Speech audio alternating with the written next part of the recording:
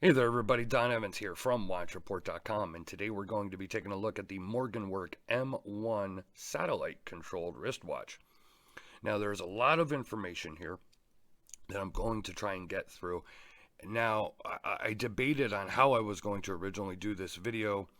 Did I want to do more of an instructional type of video? And we're not in, we're a watch review site. I'm not going to do an instructional type of video for a couple of reasons. One, probably be well over 25 minutes. Two, this watch comes with a very easy to read instructional booklet that shows diagrams here. Now the watch, as you could see, if you could see it here on my 7.5-inch wrist, does not have any crowns. It actually has 3 pushers that control all the operations of this watch. It's very easy to read. I will go through the time setting with you to show you how that works. I think that's actually a pretty cool feature. And then I will discuss the other features and talk about them. And I will, talk about how my experience with them is and how well the watch works. Again, there's a lot to discuss here. As always, if I forget anything or, purposely it's just not into, make the video smaller or shorter, I should say, then go to the link that you'll see in the eye up in the right hand corner. You click that I button there on your screen. It'll take you to the full review on watchreport.com. You'll see all my photos, you'll see the written review, and between the both of them you should be able to walk away getting as much information about this watch as possible, or at least hopefully. So the Morgenwerk M1, its list price from the Morgenwerk website is $1,500. This is a quartz controlled watch. Some would say definitely a super controlled quartz watch. Now I'm going to take it off the wrist here and then we'll discuss it more in depth.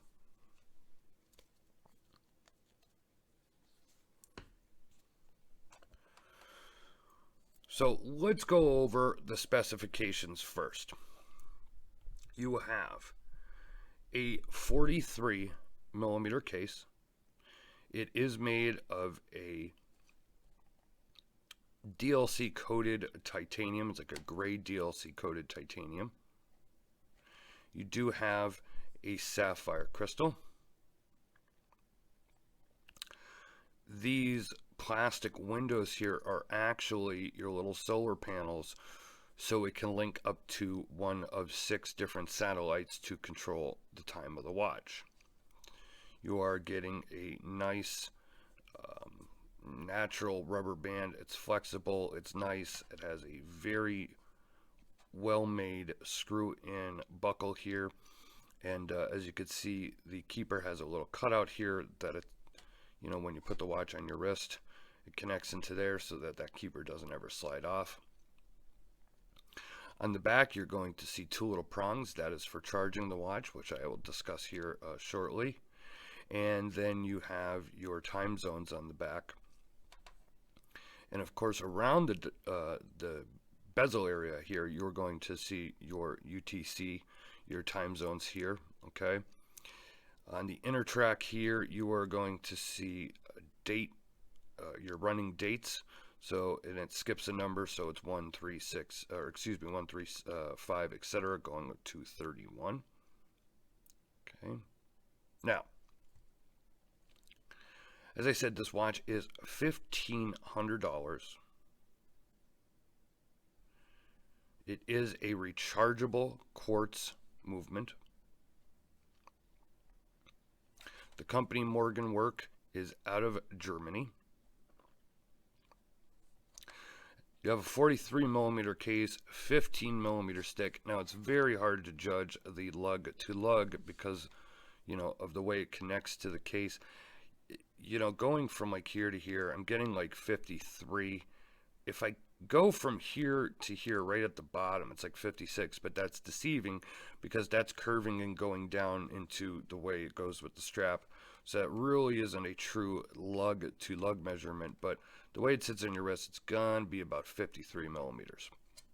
So a touch long, but not, anything silly like 56 or 57 millimeters. And you are looking, as I said, at a 43 millimeter case. You have your 3 pushers here, which I said control all the operations for this watch. As I said, you do get a booklet with this. I'm not going to go through every single one of these settings and what you could do. What I'm going to do is try and describe to you what and how you work this watch. So when you first get the watch, you want to have it get a satellite link. So there, it shows you in the book how to go through this, and it'll go to connect to one of 6 satellites to be able to sync up, and it usually, goes with the one with the strongest signal from where you are.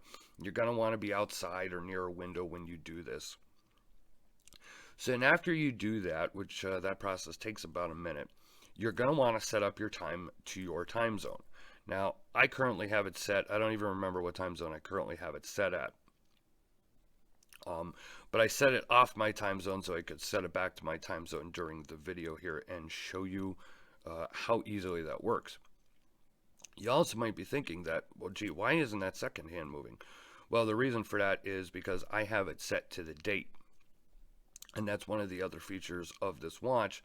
You can have it, instead of having the second hand running as normal, you could have it permanently set to the date, which of course will change day by day. And then you could also have it running as normal. You could also have it in safe mode, which conserves the power of the battery and how frequently you would have to charge it.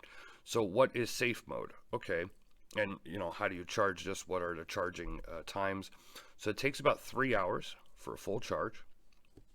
You would use this modular here. Okay, those little prongs there connect there. It just goes horizontal on the back of the watch, and you plug it in with USB adapter, and it'll take about 3 hours for a full charge. Now, on a full charge in regular timekeeping mode, this will go for about 2 months without needing another charge. In safe mode, you can get anywhere between 6 to 8 months. So while the watch does need to be charged, it doesn't need to be charged as, say, like a lot of these smartwatches do, which is, pretty much daily. And we can get into, is this a smartwatch? I believe this is a smartwatch, and I think it's a smartwatch more for the watch enthusiast as opposed to, the mainstream smartwatches that are hooking up with your phone. Before I get into the settings here, I did a little research. One of the newest Apple watches, stainless steel, I believe, on a bracelet, 42 millimeters, and like the black coated one, it's like $749. Now, I don't want to sit there and go, well, that's not worth the money or whatever. Hey, it might be worth money to you, just like this watch might not be worth money to somebody, and it is to somebody else. But the Apple Watch, which is an accessory to your iPhone, and does not work independently of, is $750. Now, this is $1,500, but it's controlled by satellites. It's supposed to be, pretty much as, the most accurate, almost the most accurate watch out there at 0.75 of a second of year if the claim holds up. It's made of titanium, and it does have sapphire. These hands are loomed, so are the markers. You have that German look and style about the watch. And it's a nice looking watch on the wrist, if I say myself. So I'm going to get the booklet here, and then we're going to come right back, and then I'm going to talk and show you how to initially set the time when you get the watch. Okay, now let's see how well my reading comprehension is while behind the camera and trying to keep everything in focus and do this as well. So to set the time zone and enter the mode to toggle the daylight savings time, on or off, press buttons 3 and 2 for 2 seconds. Now, as you see here, your buttons 3 or 2 are the bottom 2. The second hand will move to indicate the time zone currently set. Choose your designated time zone using button 1 or 2. To proceed to toggle the DST on or off, press button 3 again. Now using button 1 or 2, choose between DST on or off. Now, let's do this step by step. So the first thing we want to do is hit buttons 3 and 2 for 2 seconds. And then we'll use buttons 1 or 2 to set the time zone. Okay, so we hold down button 3 and 2 for 2 seconds. Okay, now it is showing me I have it set at -10 for the time zone. So then I hit button 3, and it goes to show me on or off for the time zone. But here's the thing, I did this wrong already. So I want to go back. This is my fault, I apologize. Alright, there's the time zone, but I want to switch that time zone. So we're going to go up, and I want to go to -5. Okay, so I hit button 3. It's going to ask me if I want on or off. I want it on, so we're going to leave it on the slash. Okay, hit button 3 again, and now this is going to set it to my current time zone. Okay, now I want that date set instead of that running second hand. Okay, so I'm going to hold down this button for 2 seconds.